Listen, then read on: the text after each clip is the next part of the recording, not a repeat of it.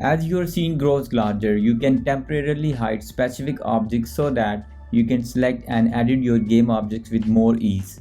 Instead of deactivating the game objects, toggle the scene visibility controls. This allows you to hide and show objects in the scene view without changing their in-game visibility. This is a big project with a massive game level design. I want to make few changes and inspect this level. For that, I will be changing the visibility of the game object. Select the game object you want to disable the scene visibility and click on this eye icon to disable the scene visibility of that particular game object. These icons shows only when you hover over the game objects. If the game object have child, by default it will also disable the scene visibility of all the childs as well. We can enable any child by clicking on the eye icon. And now the parent icon changed to this. That means few childs are enabled and few are disabled.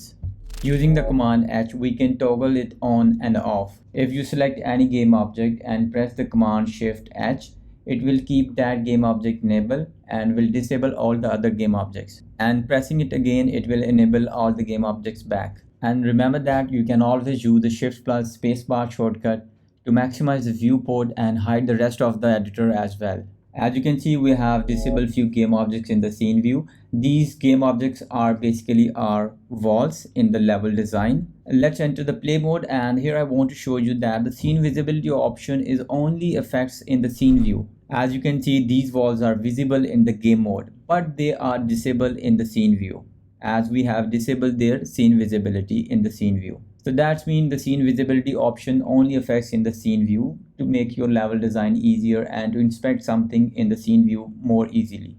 And if you have multiple game objects scene visibility disabled and you have created your final build using that scene, all the game objects will be enabled and visible in your final build. So that doesn't affect your final build. And here we can see the total number of disabled scene visibility game objects. And by clicking on this button, we can toggle them on and off.